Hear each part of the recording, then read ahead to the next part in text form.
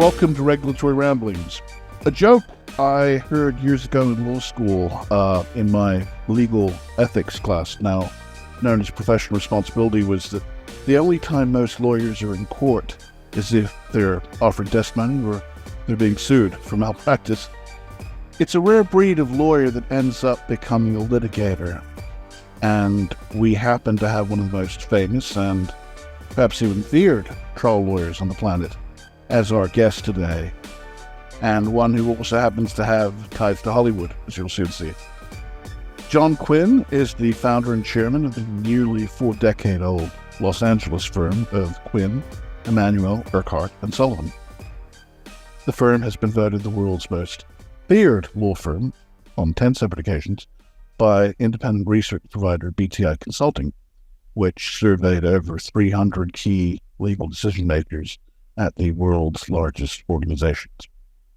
In fact, in BTI's annual survey, when respondents were asked to name the law firm they least wanted to face as opposing counsel, Quinn Emanuel was consistently ranked as the top firm amongst the world's most feared litigators.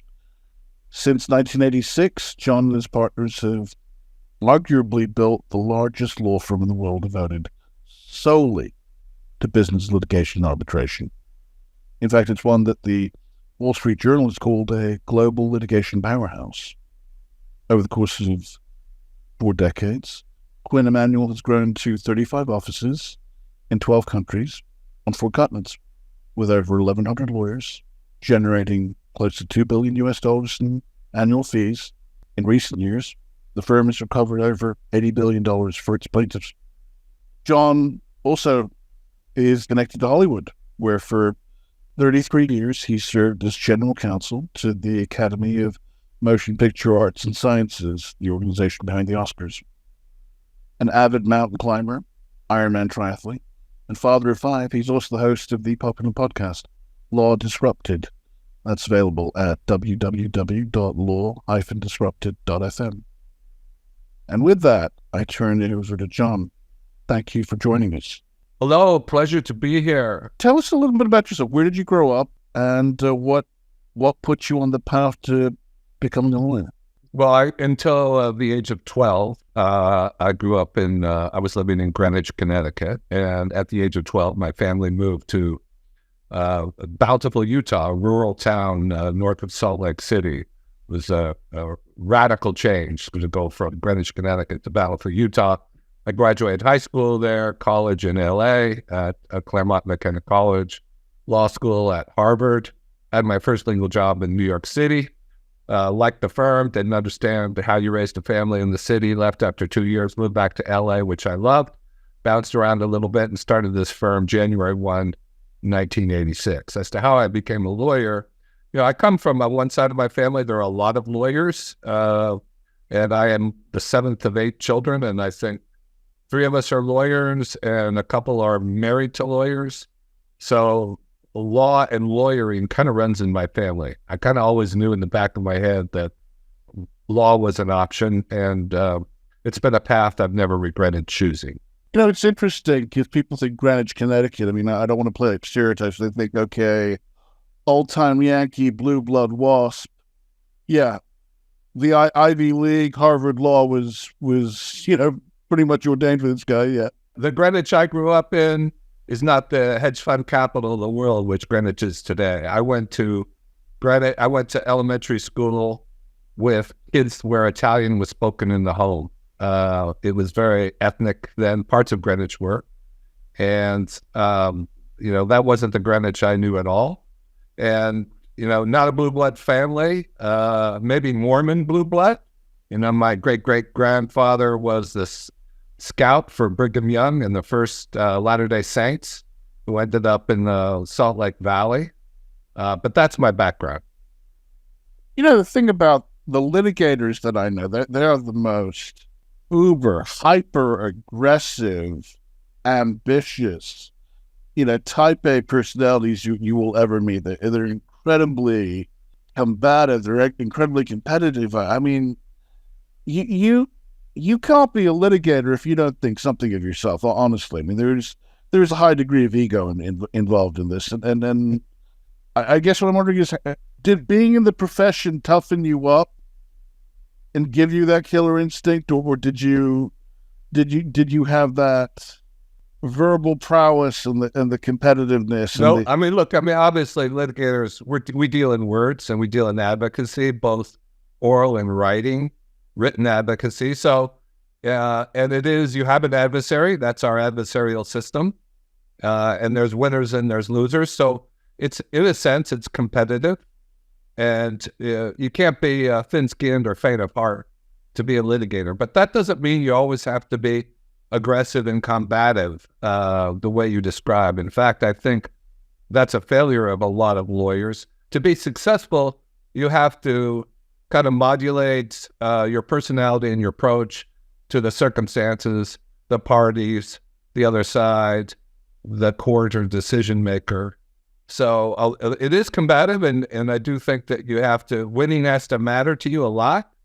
But in terms of your demeanor and your approach to the other side in the court, I think that really much depends on the circumstances. Sometimes, I mean, I've seen with government lawyers, I mean, look, it's their job to present their case based on the evidence in the case file. It's the role of, say, a defense attorney to fight for their man till the death, till the end. Sometimes I get the feeling that government lawyers, how can I put it? They like their jobs a little too much, to the point of being sadistic. But that's just my take on it. But you've had such an interesting career. I mean, in terms of what's germane to us. I mean, you represented the Bank of China, Alibaba, Alipay, and Financial. I mean, just based on that, I mean, what are your impressions of banking and the fintech digital payment scene in China? And more broadly, what are your thoughts on doing business in China, especially in the current environment? I don't know enough to speak intelligently on terms of digital payments, in China domestically, and really what's going on there. I mean, we are very fortunate. We have offices in Shanghai and Beijing, as well as Hong Kong, and sure. But what do your colleagues there tell you about the challenges they face and what it's like for them there? We haven't had the same impact on our business that the deal lawyers have had. So inbound investment into China, which kept a lot of Chinese lawyers busy for the last several years, is really, really fallen off a cliff. But in terms of litigation and disputes and opportunities to help people with regulatory problems, both in China and in the West, in the case of Chinese companies, we don't really see much change. If anything, when there's times of friction, there is more need, perhaps, for people who can help resolve disputes. So it hasn't been it hasn't been a change for us.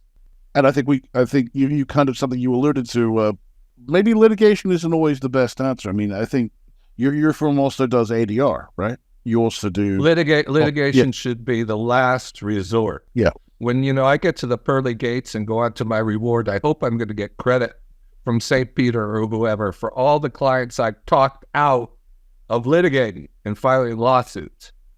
I mean, it's often, it's easy to start a lawsuit, but once they start, they take on a life of their own. So it's not something that should ever be done lightly.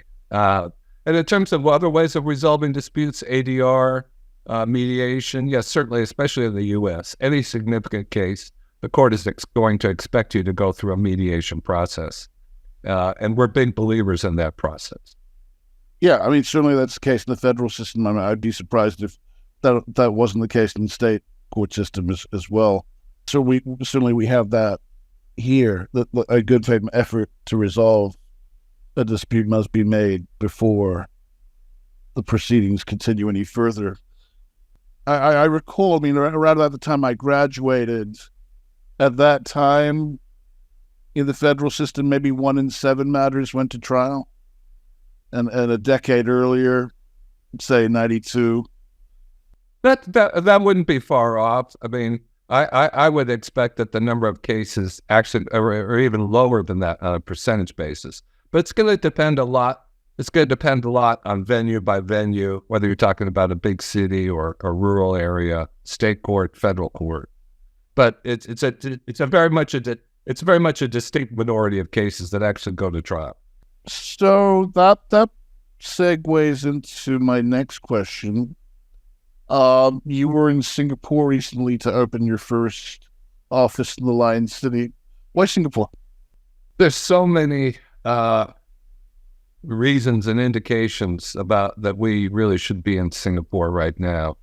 I mean, for one thing, what we do in Asia, an awful lot, it's not 100%, it's not everything we do, but a lot of it is international arbitration.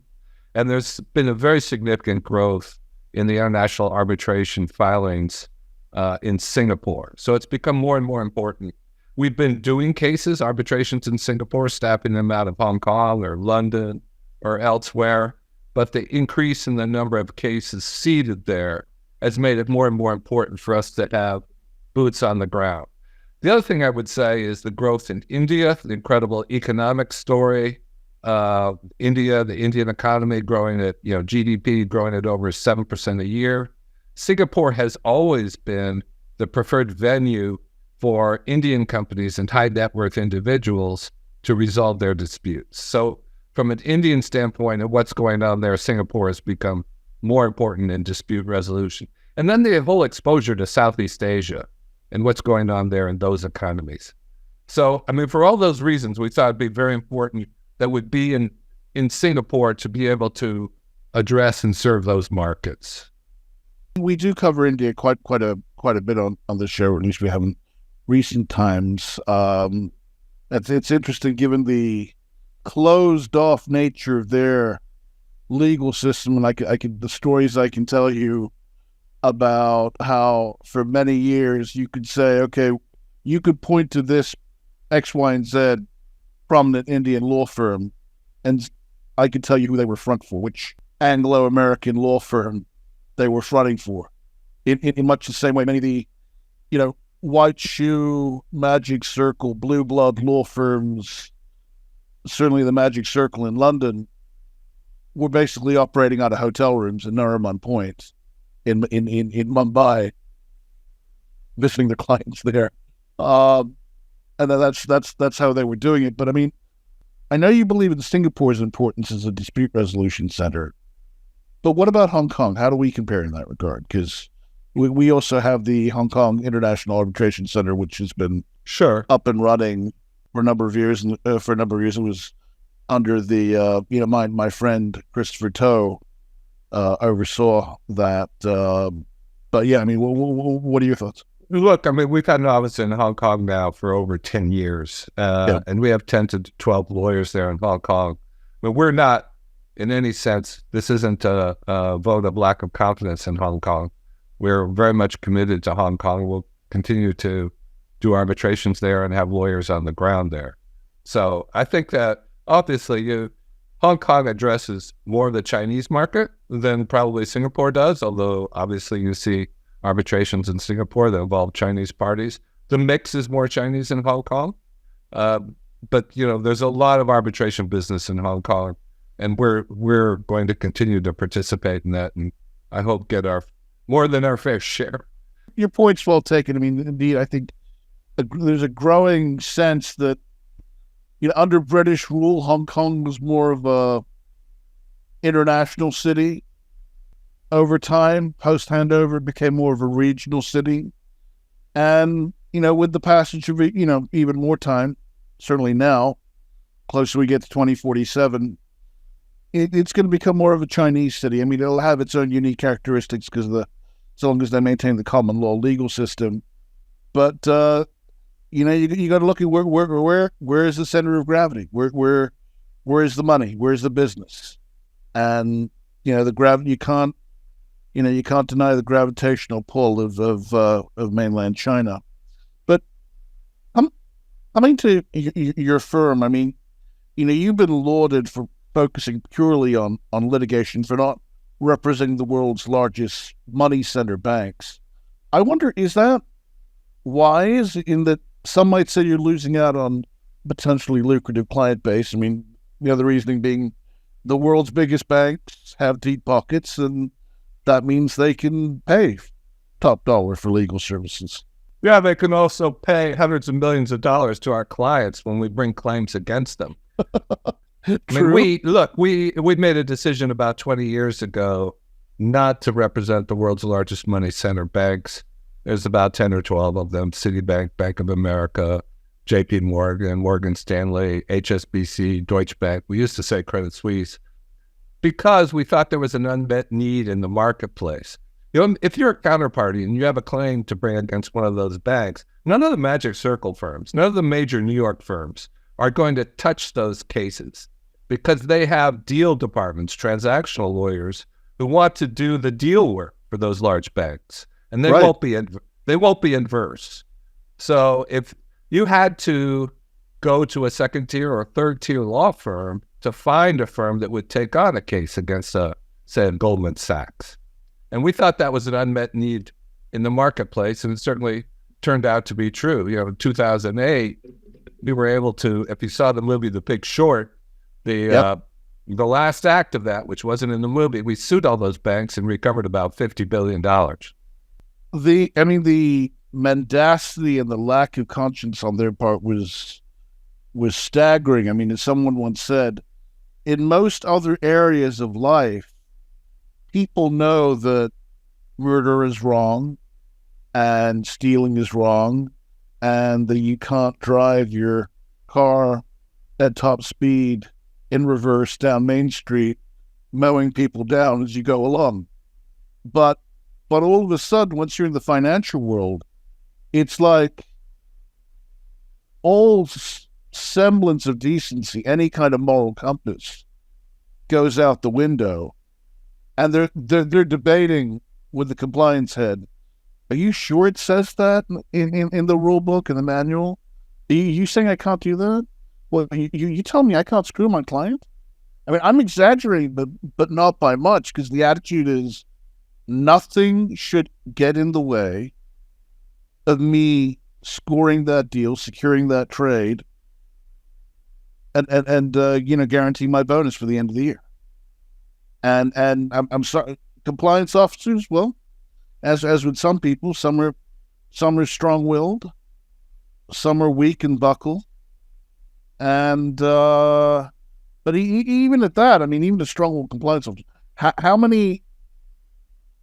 often are you going to say no before you get a reputation as being a deal killer? So, you know, and to your point about how many law firms don't want to take on the banks.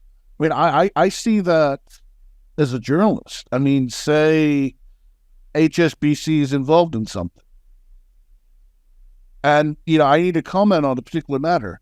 So many law firms will not give me a comment in some cases, because I occasionally do write about financial law and regulation, and it's because they've spread their business around such that they've got a good number of the firms in the town in their pocket.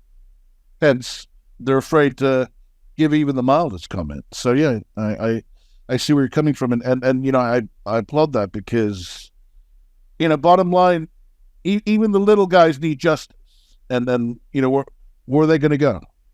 Yeah, I mean, AJ, I won't comment on your scenarios and with the compliance people and the greed and the like. I mean, we deal with purely legal issues and and the fallout from those. So I mean, we think that our record speaks for itself, and we think the banks, they paid in 2008, for example, they paid hundreds of millions of dollars to settle cases, and I think they wouldn't have paid that if they didn't see some exposure in the positions they had taken. Of course, it's to the point now where they figure fines are just, another cost of doing business, which brings us to the issue of governance, and that's a good seg to my next question, which was that at the Millikan Institute in Beverly Hills, about 2 years ago, May 2022, you chaired a panel entitled "Do Investors Understand ESG?" ESG's gotten a bad rap from influential figures in the business world, Warren Buffett, uh, the late Charlie Munger, his business partner, Elon Musk. ESG's gotten a bad rap. Well, what are your thoughts on it? And what's the road forward? Because clearly there is a generational divide. Younger people, younger investors, do see the value in ESG.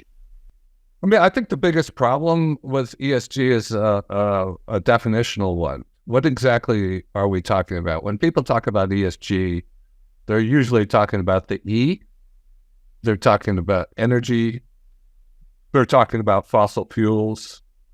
And so people talk about ESG-friendly investments, and this was really a lot of what that panel was about, ESG-friendly investments, without really having objective criteria to kind of measure and compare different potential investments.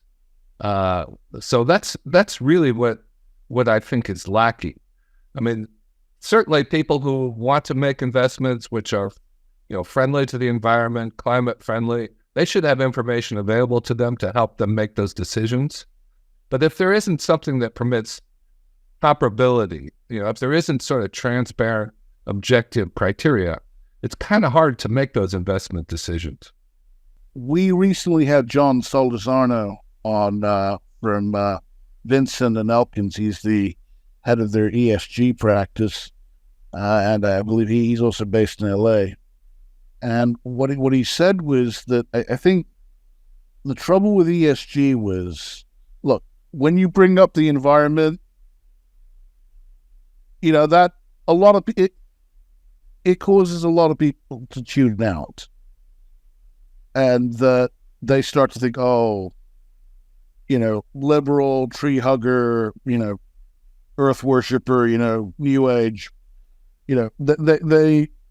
it evokes a certain reaction in a certain segment of the population. He said, rather than lead with the E, he said, ultimately, it's about good governance.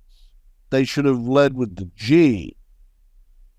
And if you focused on that, then you can build more of a consensus on both sides of the political spectrum, broadly speaking, because I think even people on the right understand good governance affects the bottom line. It affects your share price. So that affects them as investors. So he said, from a branding standpoint, they should have led with the G. They should have led with the governance aspect. But I'd like to bring up another panel that you chaired in Riyadh, Saudi Arabia, a year earlier, where you described the policies that most encourage foreign investment. Now, look, a lot of countries have had different paths to luring in foreign direct investment, but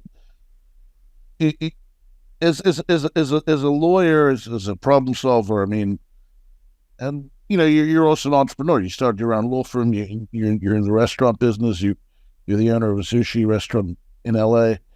I mean, if you could put on your business hat for a moment, what do you believe places in Asia and the Middle East can do to encourage more foreign direct investment? Well, I don't know that it's any different in Asia than it is in the rest of the world. I mean, the legal system and the rule of law is obviously a very important ingredient to have a foreign investment friendly, economy. Foreign investors want certainty. They want to know that there's that there is a rule of law, that if something goes wrong in their investment, that there's a court system that can protect them, a legal system that's predictable, that there won't be surprises, that there isn't an arbitrariness in government and regulation, which they're going to be subject to. So, I think that's why a lot of jurisdictions have kind of adopted these specialized commercial courts. They call them sort of offshore courts, like the DIFC in Dubai or the ADGM in Abu Dhabi, and of course in Singapore as well, specialized commercial courts, which may, where you may have retired judges from England who are the judges. They may explicitly adopt English law as being the applicable law in these specialized court systems. And you see these popping up around the world. There's one now in Kazakhstan, I understand. So I think there definitely is obviously a very important role for legal systems and the rule of law to play in encouraging foreign investment. Now, you stress the importance of legal systems, but is it necessarily then a common law versus civil law divide? I mean, in that there are common law systems, and I mean, the thinking is common law systems more conducive to business, or more business friendly, that you're likely to see more economic growth in common law systems. It's but I've never heard that. I don't know if I think it'd be very hard to prove that proposition. Well, there was some articles I read over a decade ago that seemed to support that contention, but they did stress that there are outliers. I mean, there are common law systems that are basket case. Yeah, no, look, that you could argue that the number one export of the UK these days, I mean, they don't manufacture a whole lot in the UK. You could argue that the number one export is English law, which is a default choice of law all over the world, not involving, parties who are British or English. And that's because it's a well-developed body of law. There are precedents. So things are predictable, maybe more predictable. There are answers to a lot of questions in the history and the precedents and the body of the common law. So I think, I wouldn't, when we use the phrase common law, I would say English law, because English law is so widely respected and adopted around the world. Well, so, yeah, certainly. I mean, that shows in the worlds of shipping and banking. Yeah, completely. Or insurance. It's developed that the law is largely settled, and that's why people are comfortable using it and falling back on that particular body of law. So you clearly have a passion for the arts and philanthropy, and given your service to the Academy for Motion Picture Arts and Sciences and opening the Museum of Broken Relationships in 2016 and launching your firm's first artist in residence program in 2021, what was your compulsion to give back? Was that instilled in you early in life, or was it born of the success you realized as an attorney and you said, it's time for me to give back? I never thought about it, honestly, AJ, in those terms, about giving back. To me, these are all projects involving the arts, which I think are really very important to me personally, and something that I very much enjoy doing. Like the artist in residency program, during the middle of the pandemic, I realized sitting in an office in downtown Los Angeles, which was pretty much vacant during the pandemic, that we had all this space, and why not turn a corner office into a studio for an artist to come in and work? And so we released word in the artist community that we were looking to have a residency, and I was astonished where there are 100 applications. There are so many people who have a need to make art and no place in which to do the work. And we're now on our 5th residency, and the latest call we made for submissions, we had 400 submissions from Los Angeles area artists. And we found it very valuable to have these artists coming and working, producing art in our offices, and basically bringing parts of Los Angeles which we otherwise wouldn't see into our offices. And it's been a great, very satisfying for our firm and the people who work in our office to have these artists working there and to see this art being created. It's interesting to hear you say that, because something a lot of people don't realize about Los Angeles is there is sort of a downtown, but the part of LA that I think the tourists see between Hollywood and Highland and Hollywood and Vine. I mean, people don't realize LA is a lot of little clusters, a lot of mini cities, many conurbations that you know, there are a lot of different clusters and people, and so taking your approach, you know, someone the art is showing you scenes from parts of the city you might never see. I mean, let's be honest, there are parts of LA that are really gentrified, and so there are people who might otherwise never become cognizant of the barrios of East LA. You know, it's interesting that you're using art to give an upper middle class or wealthy professionals a view into, you know, parts of the city that are not part of their typical existence, but that are outside of their milieu, and that's the thing. There are a lot of different realities within LA. There are a lot of different environments, and sure. I mean, and frankly, many people are content to live within their niche. I mean, arguably more than any city on earth. Yeah, you have the beach scene, you have the hills, you have the flats, you have the mountains. On the other side of the mountains, you have the desert. You have snow. You can ski and surf in the same day. Not many cities in the world where you can do that. You have great wealth, and then now we have a huge homeless problem as well. So you're right. I mean, it's a very, very diverse city in all senses. But you're also an entrepreneur. You have faith in LA. What prompted you to open Q Sushi? And I would also add it's Michelin starred for anyone who's wondering. Well, so, I mean, I do have faith in LA. I love Los Angeles as a place to live. I travel the world a lot. I'm on the road maybe 40% of the time. I always love coming home. I'm always asking myself, is there any, wherever I've come from, would I rather live there? And I've never found another place I'd rather live. So I love living in LA. I love the outdoors and the lifestyle here.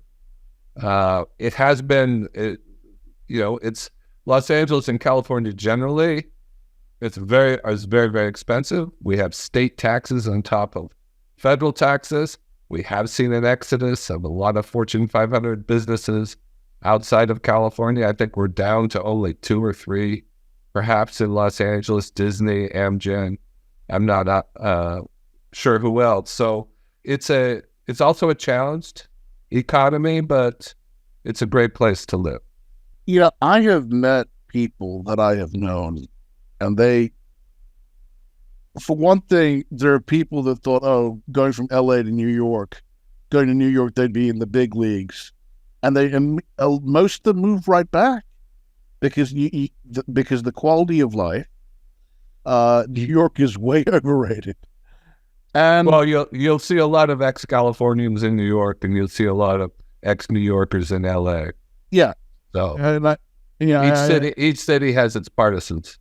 Yeah, I mean, I acknowledge that, but I mean, in terms of the high taxes, but we also have to acknowledge that is where a lot of the money is, a lot of the businesses. I've said to people, both in the U.S. and from the emigres from Hong Kong to there, okay, you may grumble about the high cost of living, you may grumble about the high taxes, but can you honestly tell me you are not better off in L.A. than you were where you were? Because you sure as hell weren't pulling in these kinds of figures. You weren't making this kind of money back when you were back in Hong Kong. Different people have different personal stories and experiences. And look, I mean, I think it's a very creative and diverse city. There's a lot of great things about it. But I mean, we also have our challenges as well. Given your over 3-decade-long association with the Academy, I mean, how plugged in are you? I mean, I know I'm sounding like a fanboy now and a clear novice, but how plugged into you are you into the Hollywood scene? Like when Will Smith slapped that comedian on stage, Chris Rock. Chris Rock. I mean, you must have been freaking out. I mean, people thought, what just happened? I mean, was this part of the act? Did he actually hit him? Was this a joke? Of I mean, an astonishing moment, and Were you present think in the audience that day, or? I wasn't that night. I was Okay. not that night, but yeah, it was. A lot of people were disappointed with the fact that Will Smith wasn't shown the door Yeah. that night. But we were engaged to look into it from a legal standpoint, and before it's public information, he resigned from the Academy, and so as far as the Academy was concerned, that closed the book on that very unfortunate episode. Right, because everyone's fixated on the 10-year ban, but I mean, in terms of it's naive, and even tourists have realized this. That just going to L.A., going to the touristy parts again, that stretch from Hollywood and Island, Hollywood and Vine, that the tourists go visit, at least on the first day they're there. You're not going to bump into too many movie stars there, but is it the case that by virtue of being in LA, it's inevitable you're gonna encounter movie stars? Well, it's certainly not inevitable, and I have to say, because there's certain restaurants and clubs they're known. Yeah, even in New York and Greenwich Village. you can increase the probability, but yeah, I'm not a good one to ask because I never notice quote unquote movie stars. People have to point them out to me. I'm just kind of oblivious to that, to be honest, personally. Okay. So you've always had this passion for the arts, and I don't know. I mean, it seems to run counter to many of the attorneys I know, where they're focused on their fields, and they're focused on the money, and they're focused on the status and the prestige that comes from that. I don't know. Is there something to be said for living a balanced life? I remember one of my professors saying to us, and his advice only resonated with me years later, that he found the most successful attorneys were those that had interests outside of the law. That the law, there are people that live, breathe, and sleep the law, but the best attorneys had interest outside of the law, in much the same way that it was said that the ideal samurai had to not just hone their martial arts, but the actual fine arts, to like take up calligraphy or painting or something of that nature. What are your thoughts on that? I think that's certainly true in litigation when you're talking about communicating and persuading people. You have to be broad-gauged. You need to have a liberal education. You have to understand people and how to relate to them, where they are, what's going on in the world. I don't think a narrow focus is conducive. I mean, especially when under our system where we're trying cases to juries, ordinary Americans, you have to be able to relate to them and communicate with them and persuade them. And you simply can't do that if you're living in an ivory tower or just some, hermetically sealed legal environment. So I do think, quote unquote, outside interests are very important to being successful as a litigator. Which then brings us to the topic, and we are affiliated with a law school, so I have to ask, when I was in school, it was said, look, the best for law school is a traditional liberal arts education, which is what I got. I mean, I majored in economics and politics and government. I was a double major, had a strong concentration in economics. I was one course away from an economics major, and my majors were history and politics and government. And, that was at the time, the traditional path, because traditional paths tend to be poli-sci, history, sociology, econ, those, and if you were going into patents and IP, then it was, you wanted to take the patent bar, you needed a STEM background, hard science or engineering. But those are the traditional routes to law school.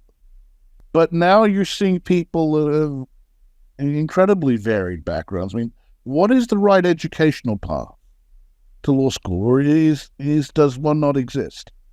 Should we Yeah. should we regard the LSAT as the screening device, and those that are meant to be good lawyers, the system will wean them out. The system will sort them out. I don't think there is one right, best academic preparation. I saw a study years ago that there was an effort to correlate success in law school in the U.S. with undergraduate major. And It showed that music majors were the most successful. So, really, go figure. But I tend to agree with you that a broad-gauged liberal education is the best preparation for becoming a lawyer. Well, certainly it gave me that broad spectrum knowledge that if you had a Bachelor of Arts degree in econ or a Bachelor of Science degree in econ, it made a huge difference. That I definitely thought that the former tended to be better informed citizens. They had more of an appreciation for historical context, more of an appreciation for the policy issues undergirding the law, versus the people who just focus on who did a Bachelor of Science degree in economics, where it was more quantitative. And okay, maybe if you were going for an investment bank or a brokerage, you've got the quantitative tools of analysis they need, though frankly nowadays with spreadsheets, I mean, it's more about plugging numbers in, and then you factor in, former head of Goldman Sachs, Lloyd Blankfein, was an English major. So that tells you about the relevance of math skills in contemporary investment banking. But yeah, I mean, I do think that there's something to be said for that broad spectrum knowledge, and some people are just too myopic in their focus and in their training, and that showed in law school as well. It's interesting to hear you say that music majors tend to be the most successful, because I remember right about the time I was applying to schools, it was found that the easiest way, and I went to college in Wisconsin, the easiest way to get into the UW-Madison Law School, and they were really recruiting math majors at the time. They really wanted math majors because the view was, okay, fine, it's a difficult subject, and a lot of the the logical thinking and thought process is insane.